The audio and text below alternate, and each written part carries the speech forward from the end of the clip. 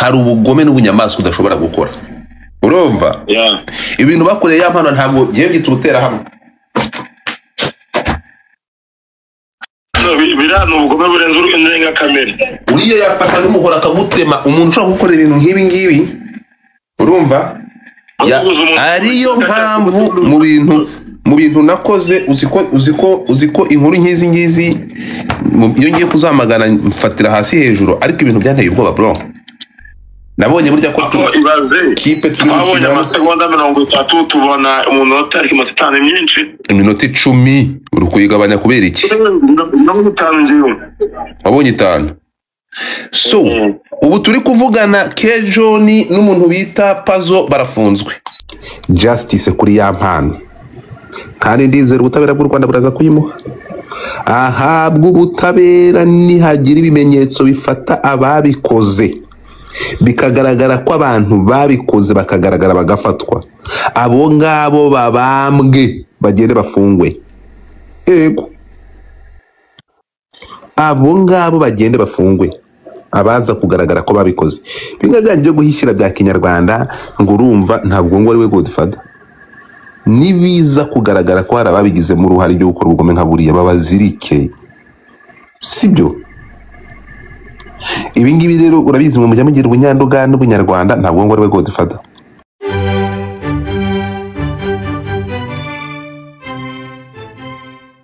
oyasi nuwangu kabisa Jesus oyasi nuvuga ngo hari abantu batatu bari inshuti za ya mpano ari we Pazo wakoreshaga ari telefone ari kera kitu za ya mpano ni Pazo hari Kejoni wabonye ya mpano umwana uvuye mu cyaro aje i Kigali maze bakejona patikope bafataga abantu bose bavuye mu cyaro bari Kigali bakabafasha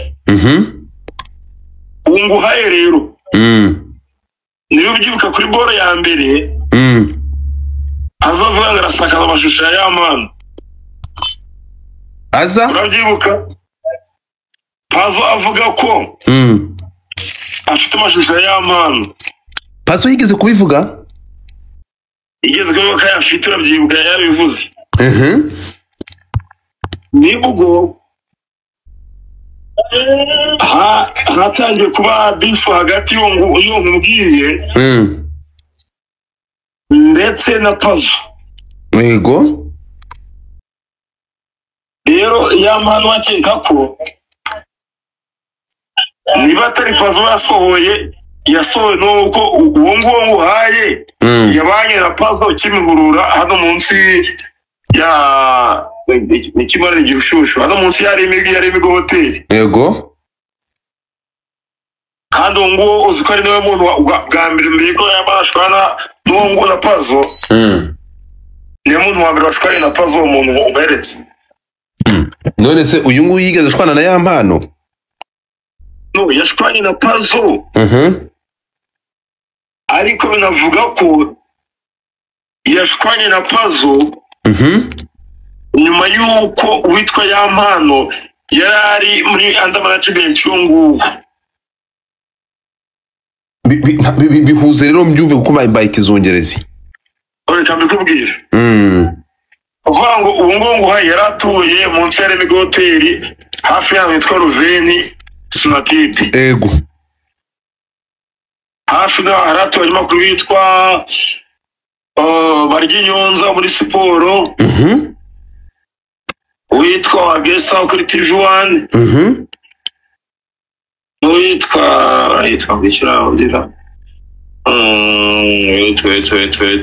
witwa Diriye akora amafoto we ubungubu muri Canada hanyuma uriya wundi we atuye munsi yuko abitwa uwahindutse ara Dr. Gasasira munsi bijya kuko hitwa bikira reba ego hari ibitaro byose byitwa kwa Dr. Gasasira Sonatube ubasigaye hitwa bikira hafi na twakoreje ubu nuza press conference ya Kiriku na press conference y'ejo bundi yaririmo bana baje muri Kigali University ba Desbora yitwa Step apartment yego aho ngaho hanyuma abo ngabo sasa Yampano we yashwanye na Pazo kuko amufite amafaranga harimo producer wundi bakoranaga yafitiye yego noneho Pazo na amazing nk'atatu cyangwa se abiri udusuye inyuma yego amukangisha ko afite videos aribyo Yampano yajya kuvuga kuri ntuza yeze kuvuga ni wowe ibintu byibuka yego yarabivuze no kwa Irene nuko ngiye ntakurikirane Irene yavuze kwa Irene yego ngo seze cy'ikintu yabivuze ariko nanjye Yampano muhamagara kuri live ibintu yarabimbwiye abanyarwanda ngewe mba ndaho mba nasamye buriya nimeze nk'ikirofa bo bapfuye amafaranga yego ufite amafaranga Pazo amukangisha ibyo bya video tugaruke kuri none aha uyu nguyu wundi rero udashatse kuvuga oya wundi uyu we yabyinjiye mate yahuye nabyo ati sindi kure abantu ari kuboneramo inyungu igihe Yampano Pazo yavuye kuri uwo nguwo mubwiye aza kwa Yampano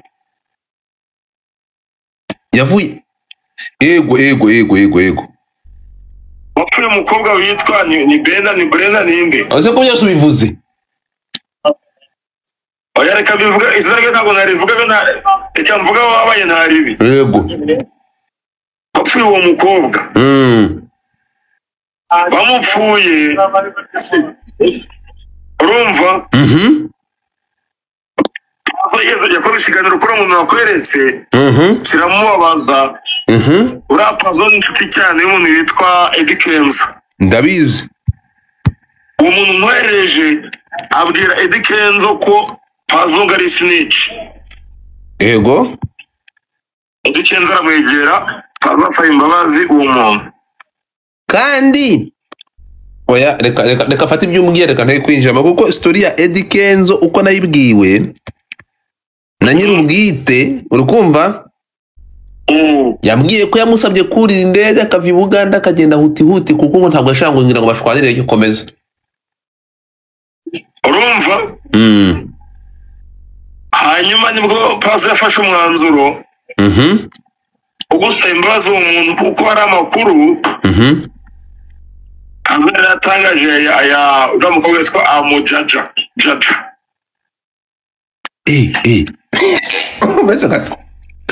uretse gato aya tato yatangajwe na yahe nubwa mbere nyumvisha hari amakuru Pazo yatangaje witwa Amujaja ariko bitusikizangi yaba hagati y'umuntu akubwiye yaragize ate hari ibintu byabagaho yego hagati ya Jojo n'umuntu akwana kubwiye yego ariko ndababaye kandi Pazo amakuru yaba yafite kandi ndagakunda no ye baba jaja wanjye we komeza umva yebayeho rero aza gusaba imbabazi azisaba bose we yego ariko abibwira uwo naguhaye ngo Yampano yarameze nka underdog kuri abo bose nakubwira ni ukuvuga ngo basubiye inyuma barabasabana imbabazi Eddy Kenzo bahuje yego Eddy Kenzo abikoze byose noneho Yampano yari underdog kuri bose urumva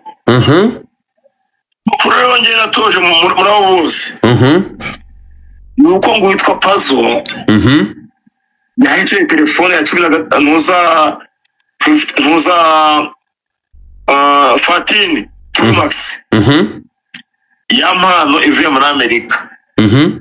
Yagize ate? Yahise ya mpano 14 Pro Max. Yego. Ivuye muri Amerika. Bajya ku iposta.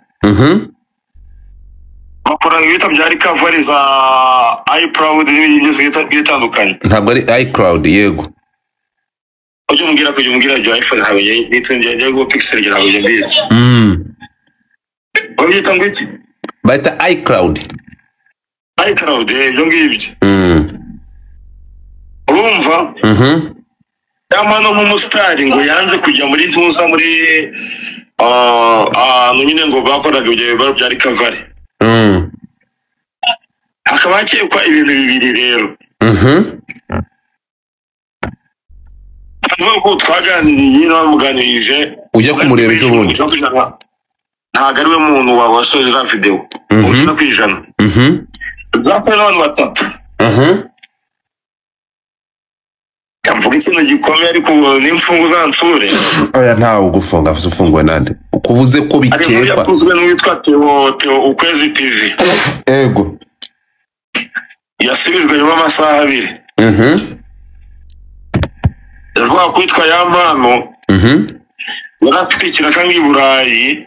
Ndabi cyane ya mpano nyibwira yego. Abaki muhaye ntubavuge rero. Ndabazi. Après des yari inkuru yari isubijwe. Yego. Bikavuga ko ngo ari umuhanzi. Ndagasa umuproducer ngo usina ya mpano.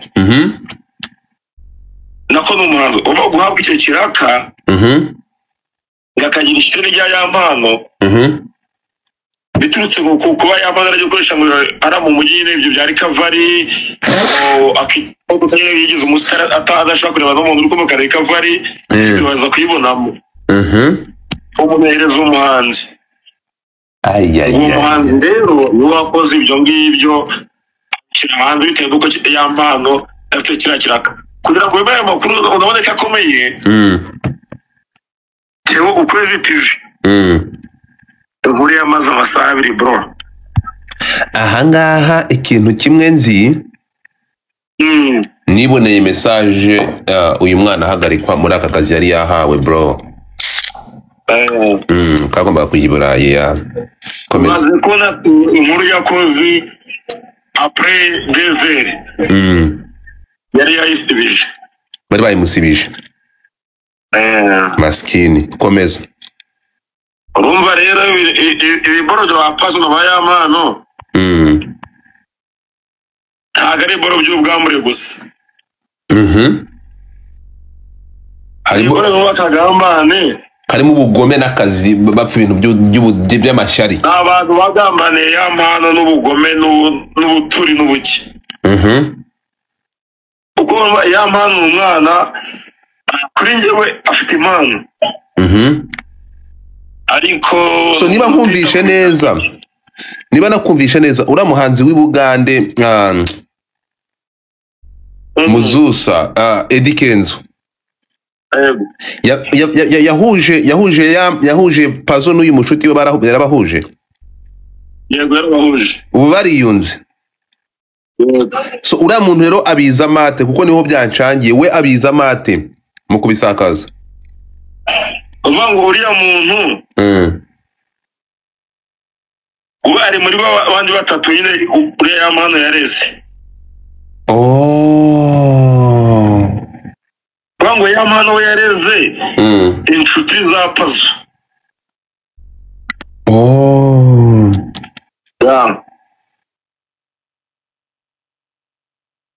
Komeza. Sanjye navuga ko ikintu ya mpano yazize nakagambane kabo yizeye. So nukuvuga ngo iyi telefone ndawe yitwaye mu mujyi kwikorera recovery. Ya mpano na Pazo bagiye mu mujyi hara ku iposta. Aracyagaruka mu ya mpano nani Pazo. Bagiye gukora recovery. Yego. Abasitari bahereza telefone ngo umuntu uwarugiye gukora recovery wigira mu modoka baratuza nyine nk'abastari baratuza umwana w'umuntu rero bamushyira mu majwi y'umuntu bakeka nawe K-John wagirira zamati K-John na Pati Kope n'abantu bigaritse K-John agira mu kirere bajya batanga ikintu wango za Kaizen yego Kanyabugogo Patrick yeze kwamariza Kaizen ndabizi uvuga nyine yampana ukuntu abantu yareze umuntu wese wabaye inshuti cyangwa se wabaye kuruze na Patrick yaramureze yena nakubwiye ko ari batatu ana ucyaje umubagara kubwiye K-John kubwira na Patrick kubwira undi muntu navugaga uriya nakubwiye nyine ano K-John ntabwo K-John kubwira K-John Patrick uriya nakubwiye wundi ariko byanga byakunda uwo muntu nyine bajyane gukora recovery nagomba kuzamo byanga byakunda uwo wakoze recovery rero ninde tugomba kumenya ninde wamumenya garifa wamumenya tugomba kumenya niba yaragambanye kuko reka ze nkubwira ikintu kimwe urukumva njyewe niba ari ikintu cya mbere kidakwiye mani ibintu byari byo kwamaganwa kuko tuje tureba niba ugiye guhagarika umuntu cyangwa utemera umuntu cyangwa hari ibyo bidakwiye hari ubugome n'ubunyamaswa udashobora gukora urumva ibintu bakoreye yampano ntabwo giye gitutera hamwe birano ubugome burenze urenga kamere uriya yafata n'umuhora akamutema umuntu ushobora gukora ibintu nk'ibi ngibi urumva ariyo mpamvu mu bintu nakoze uziko inkuru nk'izi ngizi iyo ngiye kuzamagana mfatira hasi hejuru ariko ibintu byanteye ubwoba bro nabonye burya ko kipe turi twabonye amasegonda 30 tubona umunota ariko iminota 5 myinshi iminota 10 uri kuyigabanya kubera iki wabonye 5 so ubu turi kuvugana K-John n'umuntu bita Pazo barafunzwe bafungiwe i Kanombe ku murenge wa Kanombe ahitwa Kabeza yes ahubwo ari cyo gihari yego ariko telefone ya K-John uravuze hari umuntu uri gukoresha telefone ya K-John uwo ninde uko umva ari byatangaje ko K-John yafunze tariki 14 yego ate tariki 14 ubwo inkuru yasohotse tariki 16 kuva tariki 14 hari umuntu upostinga ngo K-John na hostinga ngaha K-John ajyanga K-John asanzwe hostinga Ese kwereke nka boro kamwereke gatoje wait Kona ibonye je baba we Bata bifite nimero nyinshi kandi kamanuke mana rest stati ibyo byose uko byagenda kose ijambo rirava kuri konti fatani rimwe ubutabera kuri ya mpano setu ribu itange bakora iperereza ni izina ry'Imana ntago bayoberwe imva n'imvano ura mwana bago ubutabera ngo Paddock Lounge Home of Vibes DJ Crash DJ Cyusa Miki no ni Minky War White Urban DJs then akaba iri kuri sitati yitwa K-John Wakabi oya ibi ngibi biragize ibi ngibi ze ntuzi ko K-John afite team nini afite groupe nini afite na groupe ya WhatsApp nini twese tuba tujyamo kuvanamo amakuru nyine biri telefone ye eso ubwo muntu uri kumpostingira ubwo twamwizera tube tubivuyeho hangaha so nukuvuga ngo K-John kuki ari ubikwekwaho nawe ari mu barizwa na ya mpano. Amakuru ntizeye. Yego. Ndafite gihamya. Uko ngo yari yarabuze. Indi wari warabuze? Kalisi. Yari yaburiye he? Ndashaka nyina akabura. Baramuhamagara baramushaka bakamubura.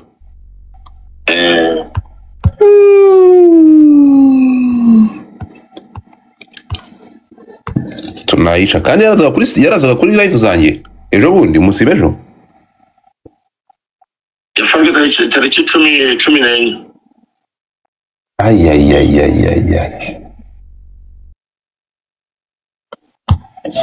Anyway. Uko umunsi njya gusura Pazo. Amakuru avuga mu mutwe avuga ngo. Ngo ntabwo ari kuboneka.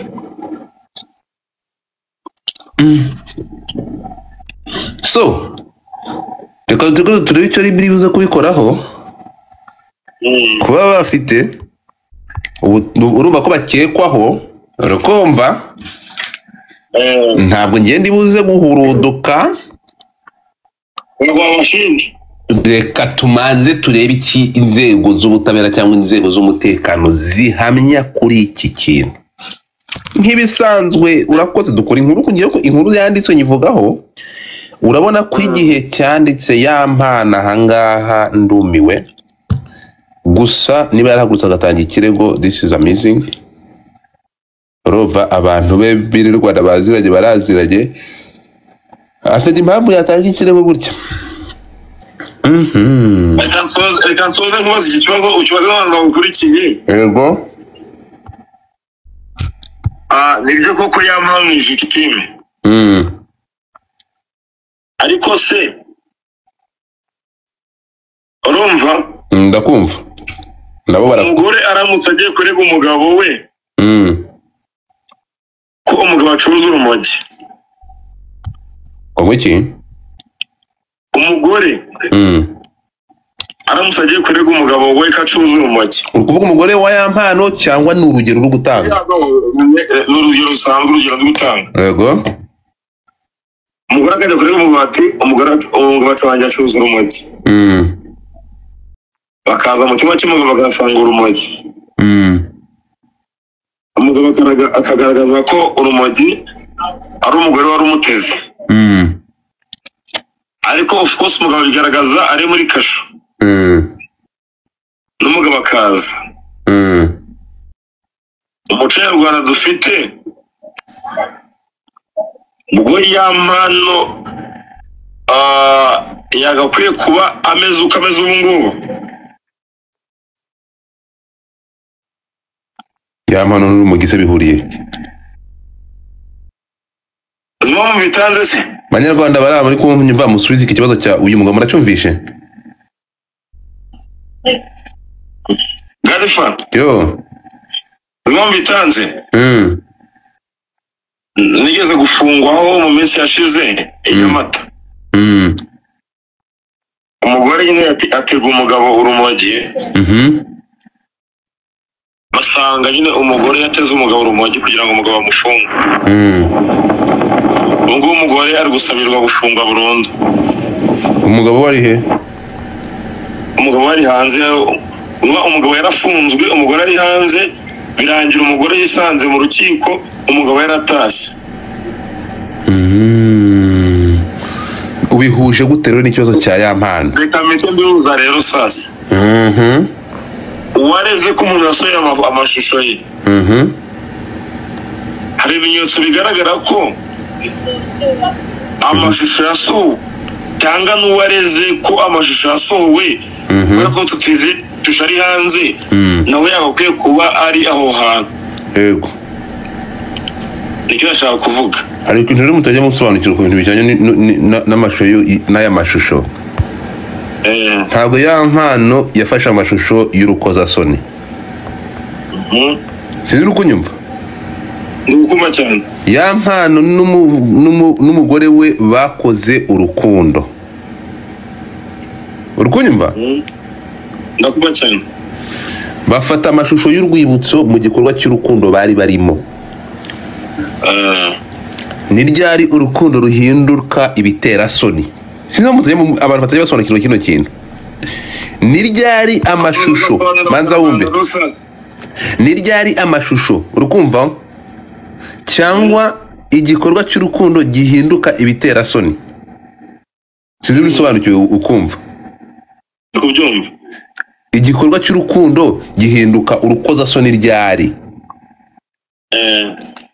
Gihinduka urukoza soni iyo cyabereye mu ruhame cyangwa cyagiye mu ruhame. Sinzi urukumva icyo kintu. Kubyumva. Ariyo mpamvu itegeko ridahana umuntu wafashe amashusho.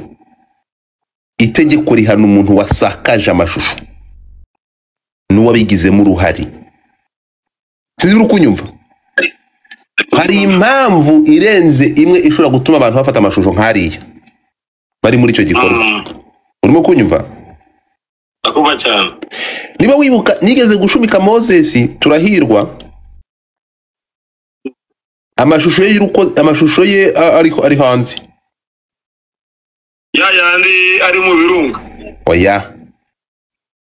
Ayandi ari gusambana bari kumurongora. Ndayibuka. Ari amashusho narayamaganye, biba bibi cyane. Nakoze space nyinshi kugeza abantu baramwira ngo abantu babuza Moses kugira ikintu abivugaho, ariko urabizi mbameze nk'ikinyabwoya sinjya ndekura. Kugeza igihe Moses aje kuri space yanjye kuza kuvuga ko amashusho watigeze bigira mu ruhare. Arazavuga ati gufata ayo mashusho muri kunshinja, narahakinzwe telefone yanjye, amashusho nanjye ndayemera yari muri telefone yanjye, ariko ababikoze n'abantu bakize telefone yanjye barayasakaza. Nahise mfunga space sinongeye kumuvugaho, ntanubwo nongeye kwamagana, kuko yaravuze ko atanze ikirego, yaratanze ikirego i Roma mu Butaliyani, ndetse avuga ko yanatanze ikirego mu Rwanda, yabimenyesheje inzego z'umutekano mu Rwanda kubijyanye n'ayo mashusho. So nkimara kumva ko bitamuturutseho, yaramaze guhinduka victime. Abantu ntabwo bamenye itegeko, yaramaze guhinduka victime, ntabwo nagomba kongera kumutwika. Sinzi uko byumva. Yego, so ntabwo rero iyo amashusho nkariya urukundo ntabwo abantu ntabwo guhavinga sex ari ugukora urukoza soni. Oya, kuburetse gato kwifata amashusho rero muri kubikora, urimo kunyumva? N'uburenganzira bwanyu, mushobora kubikora kugira ngo murebe performance yanyu, mwabikora nk'urwibutso hagati yanyu, hari uburyo bwinshi cyane. Sinzi urukunyumva. Rero ntabwo ahangaha kubifata no kuyafata ntabwo bigize icyaha. Mwana bitegekwa na muganga, nk'abantu babana nk'umugore n'umugabo babitegekwa na muganga, hari bitagenda, hari complain, urimo kunyumva, akavuga ati mugomba kureba performance yanyu yuko bigenda, mukareba aho bipfira. Urimo kunyumva? Hari impamvu nyinshi cyane. Sinzi uko byumva. Rero ikibazo ntabwo ari ugufata amashusho. Bafashe amashusho y'urukundo, ni gute yaje guhinduka y'urukoza soni? Niyo mpamvu n'itegeko dufite mu Rwanda ntabwo rihana uwafashe amashusho, rihana uwasakaje amashusho. Apana we wenyine. Nturukureba n'uyu munsi aya masaha. Aya masaha nawe nturuka ko agiye hanze babakekana bayasakaje. Aya masaha yampana amenye ko ayo mashusho bayafashe ukayahereza Godfather. Urukumva? Yagenda nawe akakurega. Waba wamaze, sinzi uri kubyumva, ukomeje gukora kuyasakaza, ukoze ibigize icyaha, nawe barakuzirika, baragutwara. So sinzi n'ubisobanukiwe. Ahubwo dore update nakubwira. Yego. Bango Patrick yafunga tariki 11. Savedi amaze iminsi 6. Uzi ngo dosiye uyu munsi tuvuga ngo turi kumwe. Yego. Umushinjacyaha yamaze gushikiriza ubushinjacyaha uko muri ribu ni iminsi 5. Bango hagati y'umuntu wa ribu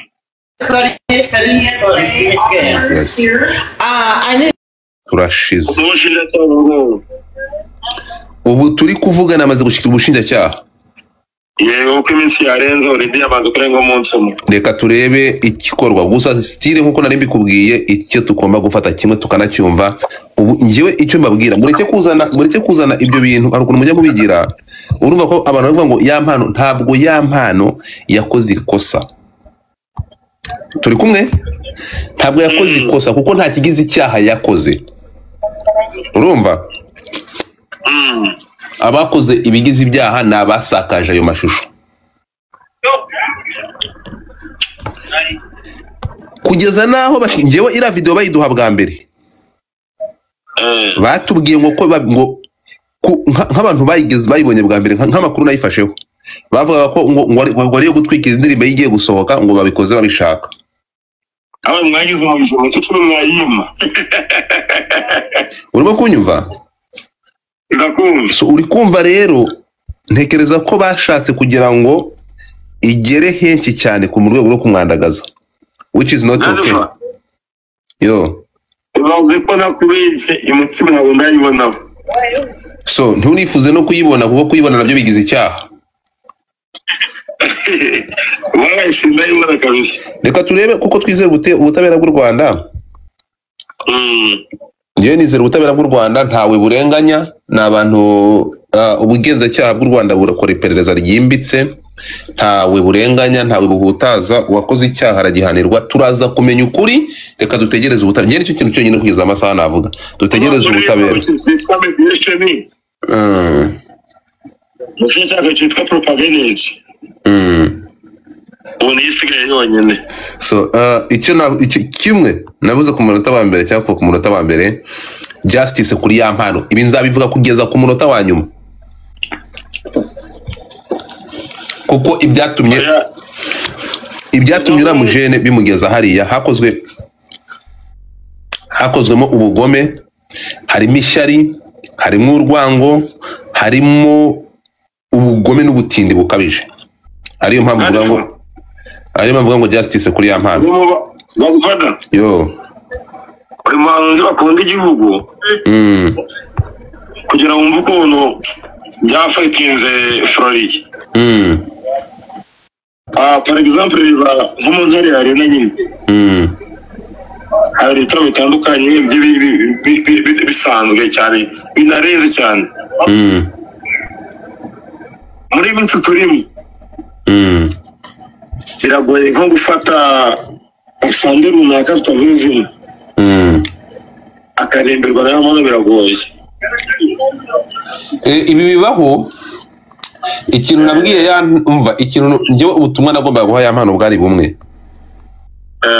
urimo kumva ubutumwa nagombaga guha ya mpano bwari bumwe ibingibi ntibibe inkoni igukubita nk'icyo bifuje ngo bikugeze hasi haguruka ubigire intwaro urwanisha mu gukomera cyangwa mu gukomeza gahunda yawe y'umuziki that was it njye cyo kintu nagomba kubwira ya mpano ariko ibi byamukorewe ni ubunyamaswa ubugome kandi ngewe ikintu cyose kirimo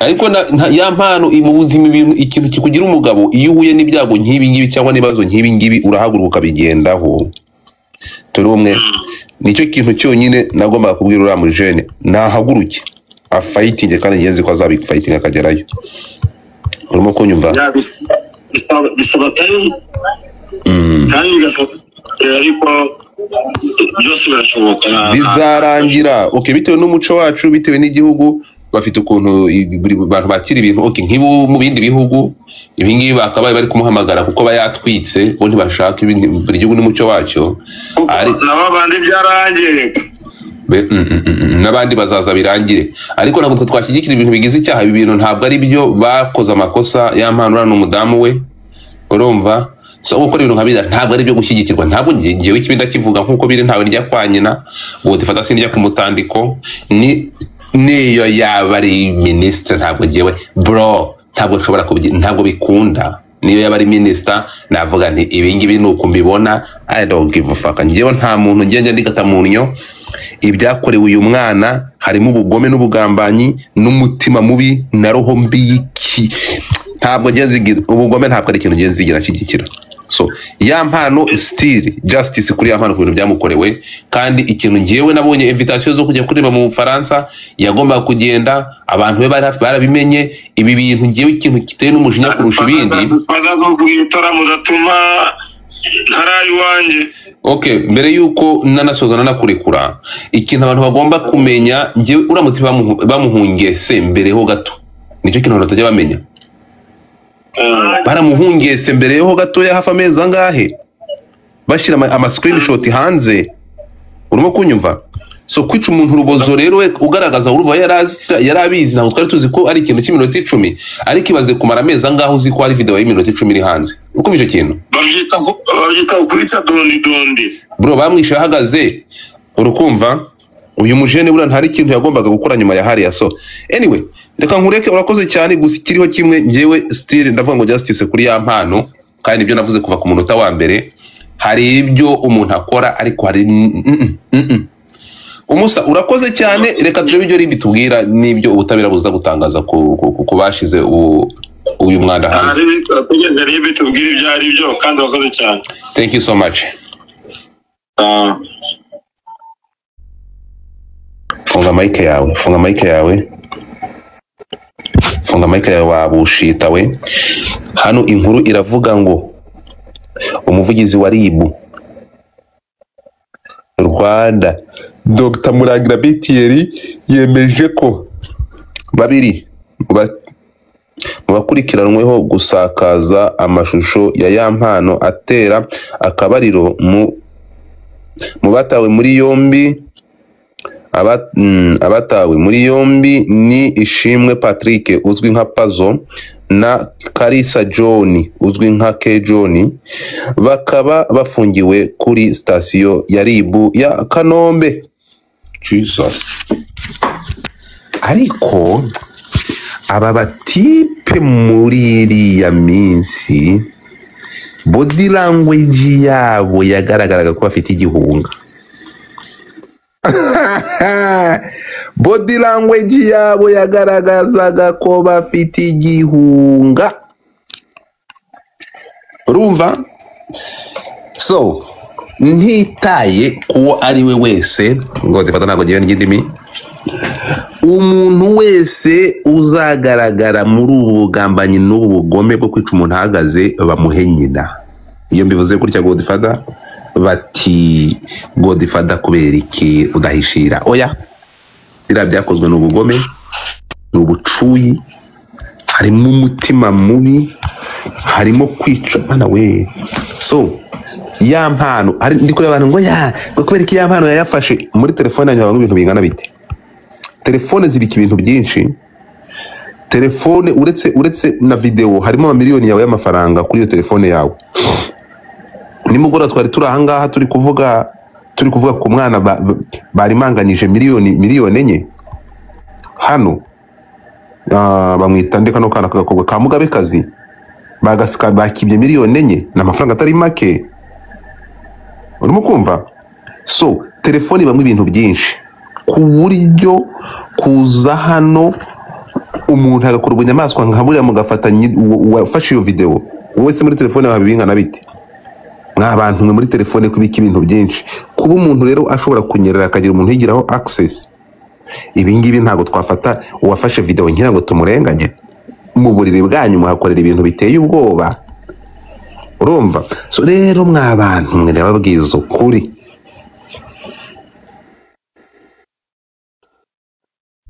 justice kuri ya mpano, kandi ndizera ubutabera bw'u Rwanda buraza kuyimuha. Ahabwa ubutabera nihagira ibimenyetso bifata ababikoze, bikagaragara ko abantu babikoze, bakagaragara bagafatwa, abo ngabo babambwe bagende bafungwe. Ego abo ngabo bagende bafungwe, abaza kugaragara ko babikoze. Binga byanyu byo guhishyira bya kinyarwanda ngo urumva ntabwo ngo ari we Godfather. Nibiza kugaragara ko hari ababigize mu ruhari ryo gukora ubugome nka buriya babazirike, sibyo? Ibi ngibi rero urabizi mwe mujya mugira ubunyanduga n'ubunyarwanda, ntabwo ngo ari we Godfather. Niyo mpamvu ntigeze ry'indimi sinigeze n'indimi kuva ku munota wa mbere naravuze ngo justice kuri uyu mwana. Simple. Abantu ubu muntu bwagiye he?